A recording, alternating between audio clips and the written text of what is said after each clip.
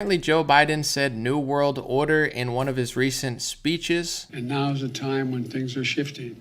There's going to be a new world order out there. And of course, the media is trying to paint it as some sort of unfounded conspiracy theory. This is trending on Twitter, and Twitter, of course, puts its propaganda under. It says New World Order trending on Twitter. Unfounded claims about the New World Order conspiracy theory are discussed after President Joe Biden uses the phrase as he spoke about the United States' response to Russia's invasion of Ukraine during an address at Business Roundtable's CEO's quarterly meeting. First of all, why is Joe Biden even there? No, I'm just kidding. But it's hilarious. He just says New World Order. People start talking about it, and they're like, unfounded claims. I'm about to tell you what I think about it in a few seconds. Here's the clips of Joe Biden saying liberal world order and New World Order. And since then, we established a liberal world order. And now is a time when things are shifting. There's going to be a new world order out there. And let's start the show in 5, 4, 3, 2, 1. I'm live. Hey, what's going on, folks? It's your favorite fact checker Anomaly here, and I just need to make sure that you crazy, kooky, another C word conspiracy theorists aren't out here posting unfounded conspiracy theories about the New World Order, okay? Because that's how they're framing it.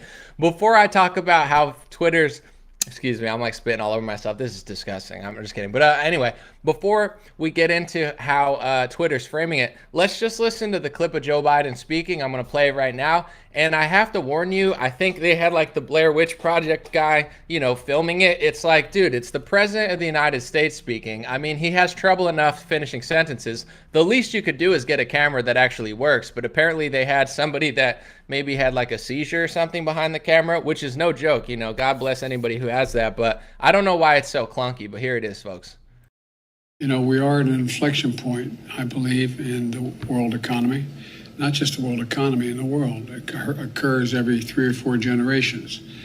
As one of the top military people said to me in a secure meeting the other day, 60 million people died between 1900 and 1946.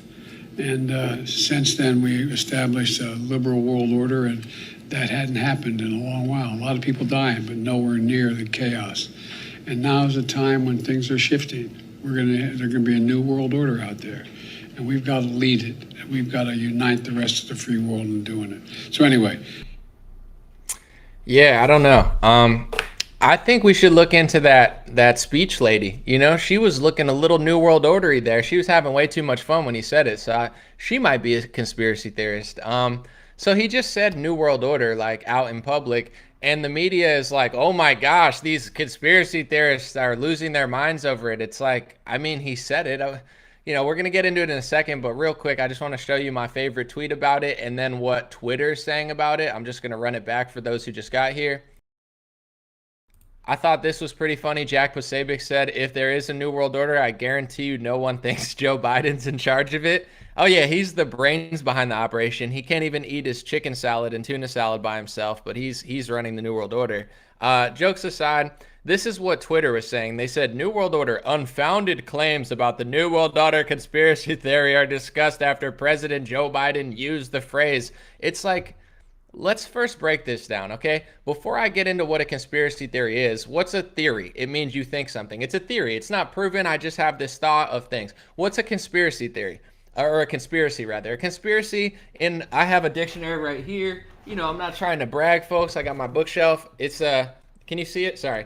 It's a dictionary from 1828. In the dictionary, it says a conspiracy is 2 or more men doing something evil. So if you have a theory about people doing evil things, that's technically a conspiracy theory. They've demonized the term so much. They push mainstream conspiracy theories all the time. They pushed fake conspiracy theories about Trump's family constantly when they tried to, sway the public perception. So the media is guilty of conspiracy theories. They push conspiracy theories in other countries. It's basically like you have a theory about people doing something evil. Is it true or is it false? But they've bastardized this word in order to make people think it's like the kookiest thing. So Joe Biden said New World Order. Here's one of the most original phrases I've ever heard somebody use it. I don't know if this is the origin, but I know George Bush Sr. said New World Order. And I know this because I actually sampled this for a rap song in 2009. The kid was woke. Before woke meant liberal, woke used to mean yo, I know about the banking system. I know, you talking layers on layers. Let's peel back 15 onions and let's have a conversation about metaphysics. That's what woke used to mean. Now it's like,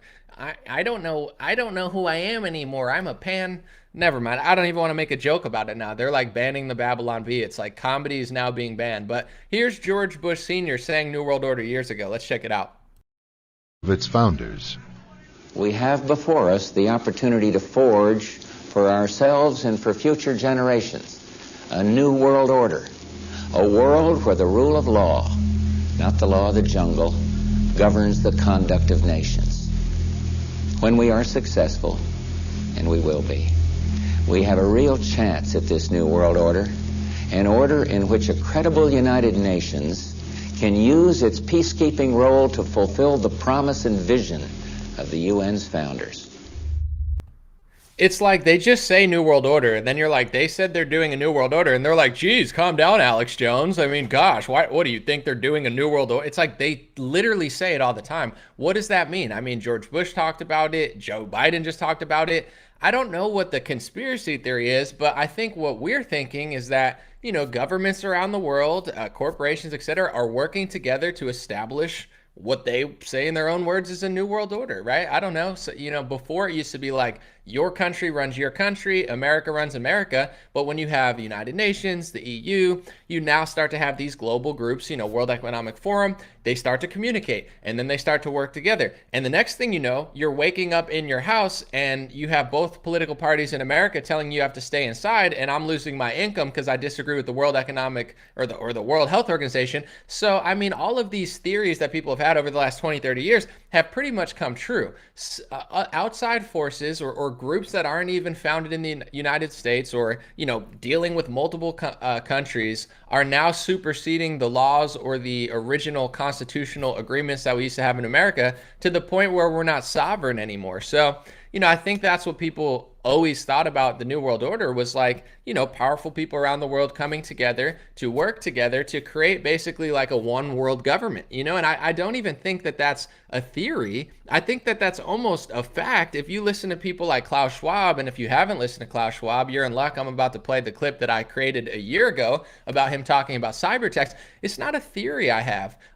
These people want global, you know, government. I have the book. I always show it just for proof for Facebook and in general. My bookshelf's right next to my computer. I have a book called COVID-19, The Great Reset. This is written by Klaus Schwab. I have it highlighted. I've read it before. I'll read it again if I could find it before I stall. Here's what Klaus Schwab says in the book. He said, COVID-19 is likely to sound the death knell of neoliberalism, a corpus of ideas and policies that can loosely be defined as favoring competition over solidarity, creative destruction over government intervention, and economic growth over social welfare. So he admits in the book, COVID-19, The Great Reset, that COVID-19 is going to sound the death knell of neoliberalism. What he calls neoliberalism is what I would call capitalism, is what I would call free market, you know, competition. He says, you know, solidarity over competition, creative destruction over government intervention.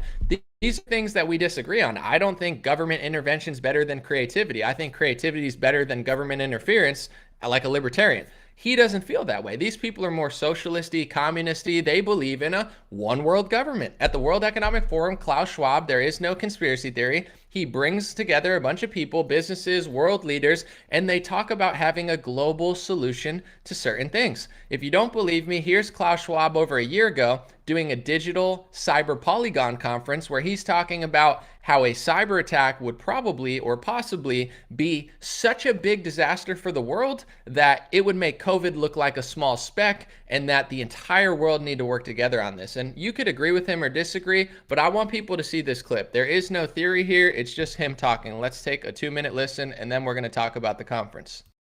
When Klaus Schwab talks, I listen. He's the founder and executive chairman of the World Economic Forum and one of the world's most powerful leaders that most people know nothing about. In 2020, he spoke at a cyber polygon conference about trying to be prepared for a huge hack or blackout that affects the entire globe. Take a look. We all know, but still pay insufficient attention to the frightening scenario of a comprehensive cyber attack, which would bring to a complete halt to the power supply, transportation, hospital services, our society as a whole.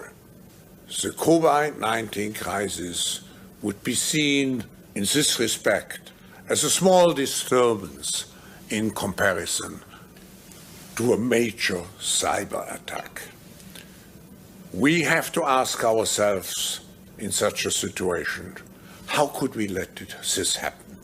Despite the fact we had all the information about the possibility and the seriousness of a risk attack. Cybercrime and global cooperation should be at the forefront of the global agenda. The grim reality is that cybercrime today is definitively a growth industry. It has significant financial costs to the global economy, but it has also important indirect costs.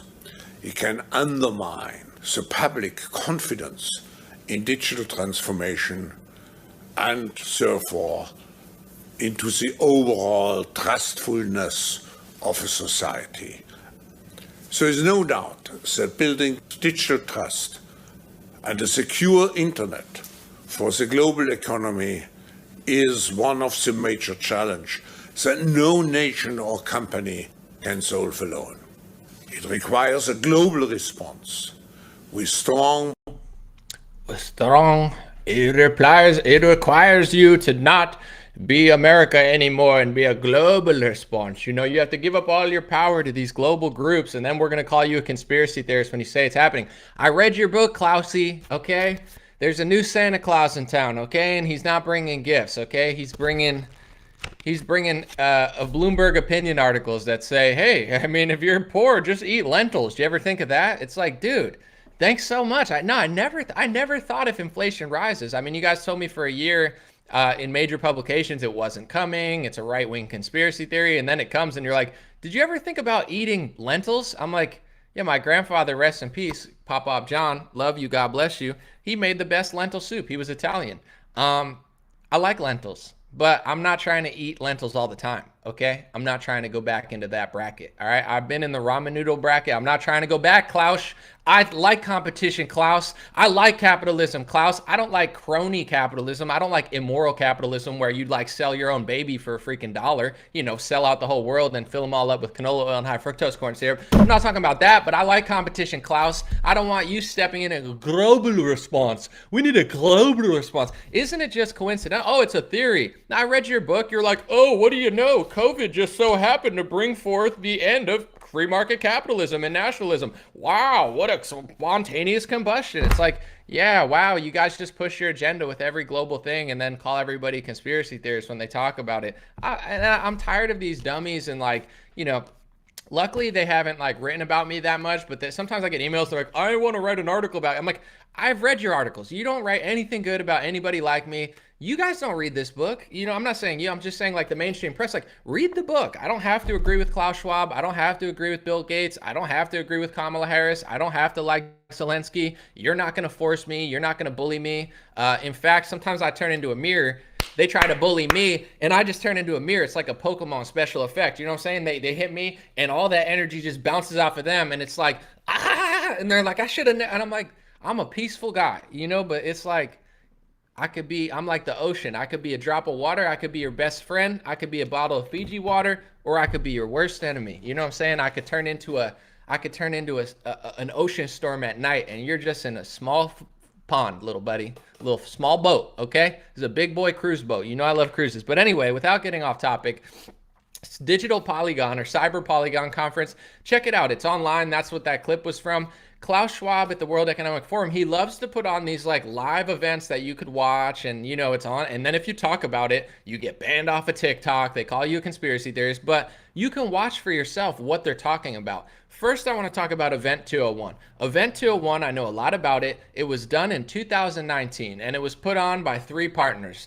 Bill and Melinda Gates Foundation, World Economic Forum, and Johns Hopkins University, which happens to be one of the most prestigious medical schools, who just so happened to be the medical school that was keeping a lot of the COVID data. So once again, you have Johns Hopkins University, Bill and Melinda Gates Foundation, World Economic Forum. In 2019, a couple months before the coronavirus pandemic, they just so happened to put on what was called Event 201. What was Event 201, you're asking? Well, if you really want to know and you don't believe me, just go watch it on YouTube. Try to find the 10-minute clip and you'll know everything you need to know. It was a dry run of what they would do, of what global businesses, similar to the World Economic Forum, because they put it on, bringing together government agents, bringing together Johnson & Johnson executives or people at major, bring all of the industries together that run your world, right? We don't do anything without these people. They all sat in a conference and they talked about what would we do if a coronavirus hit the world? It sounds right. It almost sounds like I'm making up a conspiracy theory. And when you talk about it, they try to say it's a conspiracy theory. Well, that doesn't mean they started the virus.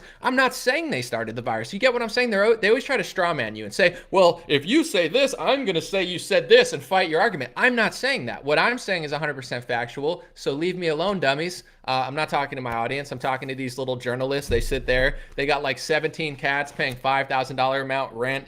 Their crimes going up in their San Francisco neighborhood. Instead of like cleaning their community, they're like, let me write an op-ed about how I feel about Rudolph. It's like no one cares what you think anymore. Okay, your articles suck, and now you want to ban everybody because nobody likes you. We get it. But anyway. Event 201, it was a dry run of how to respond to a coronavirus pandemic. And then a couple months later, they did everything they said they were going to do in Event 201. I'm not saying they caused the pandemic, but what I am saying, I'm not saying they started it, but what they did do is, in my opinion, and now even in John Hopkins' opinion, they did the wrong thing, right? The lockdowns, all this, censorship, etc. Everything they did was wrong. But when you start to read their plans and when you start to watch their conferences that are live streamed, you start to realize these people have a certain worldview, and it's not America's worldview. They don't believe in the First Amendment. They hate the First Amendment. They hate America. They hate you. They hate your family. They hate where you come from. They hate your flag. They don't like your religion. They think all that gets in the way. It gets in the way of their little big global communist scheme that they have in their head, and they're not going to admit it. All they do is passive aggressively censor everybody and just say, oh, I'm such a nice person. You're wicked. You're evil. Everybody knows you're evil. You're not a good person. What you are is a bully, and you hide behind a shield. You put gay people in your shield and black people and use them as a shield to push forward your agenda, and then cry racism, anti-Semitism, xenophobia. I mean, you'll use any ethnic group in the world. You'll use Indians and Arabs when it's time. You'll use Mexicans, and then you'll, as soon as you guys get into power, as soon as that narrative changes, you just throw them to the curb and move on to the next thing. We see through you. But anyway, Event 201 was basically a dry run of how these world players would react in this situation. So when I played that clip of the Cyber Polygon conference, or Digital Polygon, I forget what it's called, I'm not saying that they're going to stage a cyber attack. That's not what I'm saying. What I am saying is they are working on a plan of what to do when one happens. And you would be very wise to watch those things, because what they think they're going to do is what they do. They do that stuff. So, I feel like every time they're like, oh, this might happen and we're going to do this. And what he says is very frightening. I might play it again. I might not. He says, compared to COVID, like he almost says it as if he's like joyful about it. He doesn't sound like a leader I trust. I would never vote for Klaus Schwab. I wouldn't even buy a freaking submarine sandwich from Klaus Schwab. He's like, excuse me, sir, would you like the salami or the cheesesteak? I'm like, I'm not trying to get stabbed today, so I'm going to go to the other side of town, and, maybe I'll just go to Jersey Mike's and get, a cheap chain one that I could trust, except it's not cheap. Jersey Mike's. It's like, do you want the one that's too small or the giant one that's $20? It's like the giant one. Obviously, I'm a hungry boy, but in general, it's like, I don't even know how I started talking about Jersey Mike's. You get what I'm saying? It's like I wouldn't even trust that guy with the submarine sandwich. And he's out here talking about COVID is going to be such a small thing compared to the cyber attack. It doesn't sound to me like you're just like, maybe this will happen. It sounds like it's going to happen. And it sounds like you're almost thrilled about it. And that's kind of creepy, because COVID was extremely creepy. It took away more freedom than I've ever had. It took away more of my rights that I've ever had. It consolidated power. It gave people excuses to treat other people like dirt. In my opinion, it treated average citizens like prisoners. They abused children. Now the reports are coming out today in the New York Times. New York Times wrote, oh, what do you know? More people died from alcohol. It's like, duh. Do you guys know how many people you killed with lockdowns? I know you're not going to report on it. I've been screaming to the high heavens since March 2020. Alcohol, domestic abuse, child abuse, obesity, overdose on pharmaceuticals, poverty. I mean, you wicked deceivers have hurt and killed so many people. I mean, when it's all said and done, I wouldn't be surprised if these people killed more people than Stalin and Mao Zedong, with all of their little manipulations of how they shut down the world and all of the consequences that we're now dealing with that they're just blaming on Putin. Is Putin to blame for some of the price rises? Of course. But energy independence plays a part. The 2-year inflation scheme between Biden and Trump, Pelosi and McConnell, they're all in on it. You could say which one's in on it more. I think you know, but they're all doing inflation. And then, just toss the baton to Biden, toss the baton to Putin, toss the baton, just move the baton.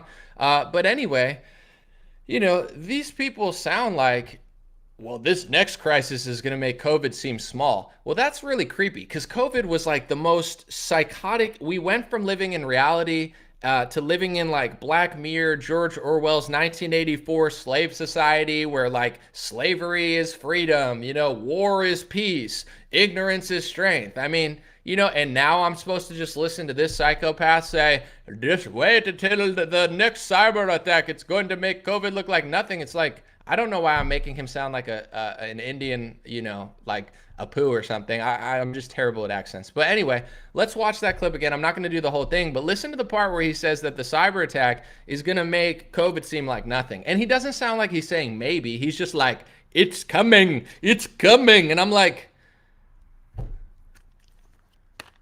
going to throw some water at him like he's a witch just to see if he, just to see what happens. Maybe he melts. No. When Klaus Schwab talks, I listen. He's the founder and executive chairman of the World Economic Forum and one of the world's most powerful leaders that most people know nothing about. In 2020, he spoke at a Cyber Polygon conference about trying to be prepared for a huge hack or blackout that affects the entire globe. Take a look. We all know, but still pay insufficient attention to the frightening scenario of a comprehensive cyber attack, which would bring to a complete halt to the power supply, transportation, hospital services, our society as a whole. The COVID-19 crisis would be seen in this respect as a small disturbance in comparison. The COVID-19 crisis, it'll seem like a small disturbance. That's creepy, bro. That's creepy. I read your books. And, they censor me sometimes.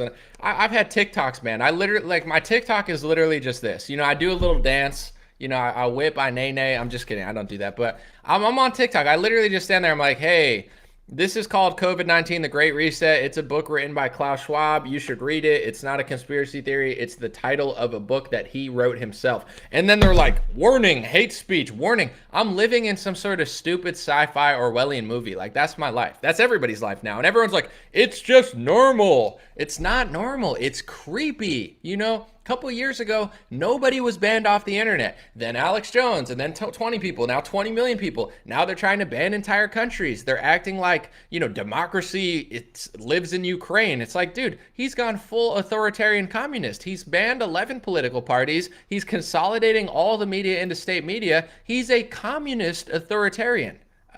You could call him a fascist. I don't really care what you call him. There's no democracy over there. I don't know who people are listening to, but I don't know. Doesn't matter. God bless you guys. God bless your family. God bless America. God bless the world. I'm going to hang around probably for like 5-10 minutes. I want to keep this short so people watch it and share it. But I just want to show you guys real quick, and I'm going to look on YouTube, and I'm looking on Facebook comments, etc.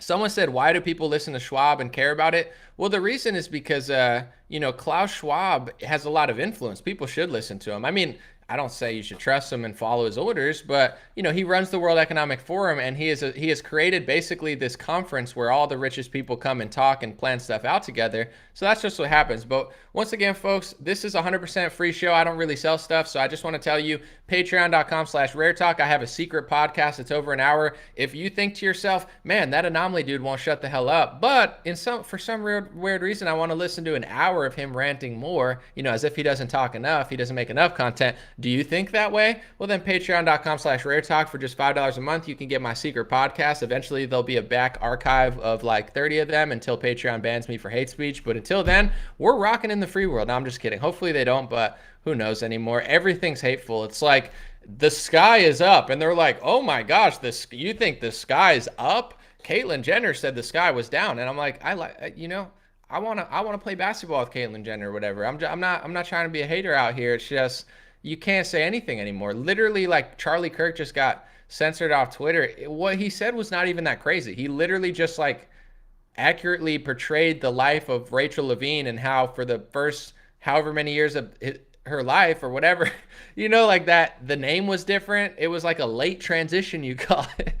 It's crazy, man. People are nuts. It's like I don't live in a free country. I don't pretend like I do. Like, I love America. I want it. I appreciate the freedoms that we do have. I don't live in a free country. I've been like a captured prisoner of this state for 2 years now. Since COVID, I mean, they've gone full insane and they've just gotten crazier and crazier. So I'm not out here saying it's a free country. I'm in a country that has gone like pseudo degenerate communist, like World Health Organization, like Rochelle Walensky. She's like, trust me, trust me. I'm like, I wouldn't trust your eyeball if it was, standing next to the Dalai Lama meditating with hands. It's like you make Alexandria Ocasio-Cortez look like a Buddhist monk. Like, your eyes are out of control. It looks like, you ever have one of those things where you shake it and the eyes are like, whoa, like that's what she looks like to me. And she's like, it's like, I get it. You serve big pharma. You made a mistake. You lied or whatever. Yeah, well, okay. It's like, if you don't trust her, I mean, well, who do you trust? Putin? You trust Putin over Rochelle Walensky? It's like, what? Are we living in the same reality, or I don't know. Let's see. Someone said, please don't move to Texas. I wasn't planning on it, but I don't know. Okay. Okay, Texas person, you run the show in Texas. That's fine.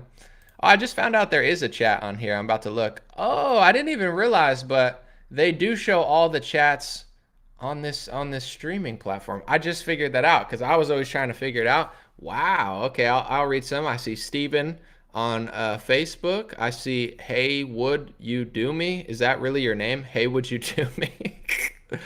What? Someone said, why do you disable comments on BitChute? I don't know. I just feel like the comments are always negative and kind of vicious. So I'm not one that like shuts up people or stuff. You could comment on my Instagram. You can comment on Facebook. You can comment on YouTube. I'm not gonna lie, I don't even use BitChute that much, but there would be like 4 comments and they would always be like very like angry and stuff and just like wicked. So, I don't care if you disagree with me. I don't care if you say edgy stuff. I'm not trying to censor anybody. It's not like there's massive discussion going on my BitChute channel. I don't know. I always got a weird vibe. I feel like people were just angry and like screaming at things at me that weren't true. I was like, I just disabled it. I would have like 2 comments per video. So, I mean, if you want to speak, you can come to YouTube. Someone said, is Putin good? I mean, I'm not going to tell you who Putin is or not because I don't know that any world leader is like completely moral, but I've never said Putin was good. I think he is a version of authoritarian.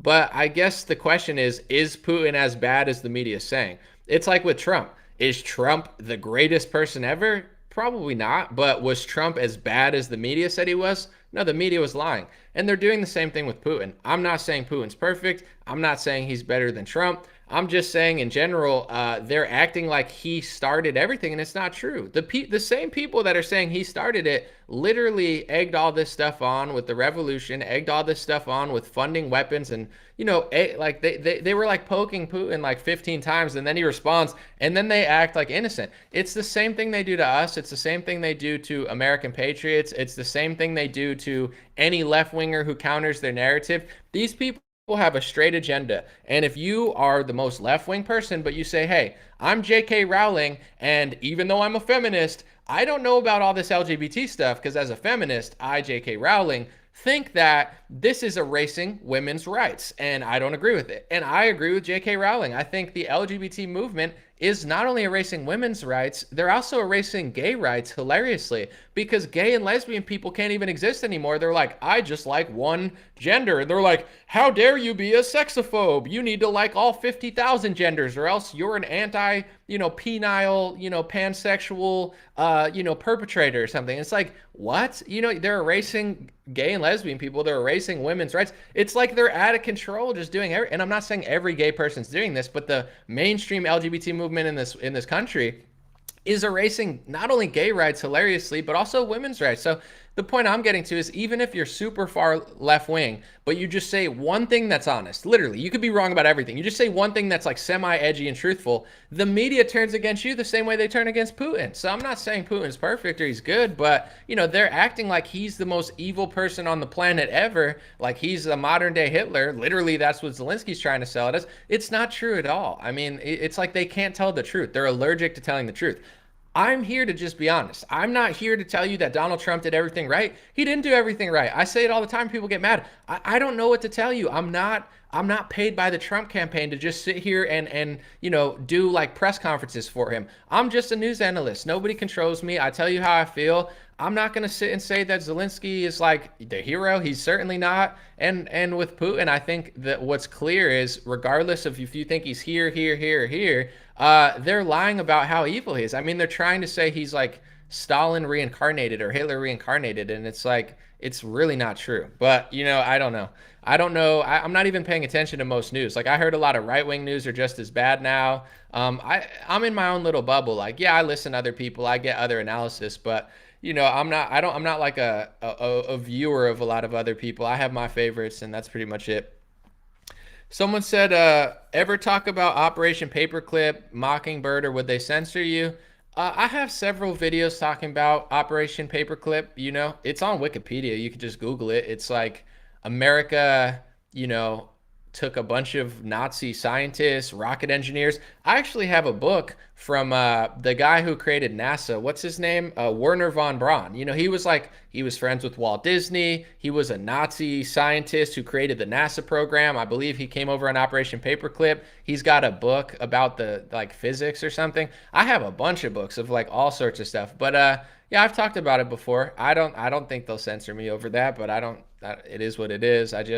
I guess there's so much to talk about that I don't focus on certain things, but I think both of those are worth worth a search, let's say. I'm going to keep this under 40 minutes. Let's go to 39. I'll give you guys 8 more minutes. I appreciate you.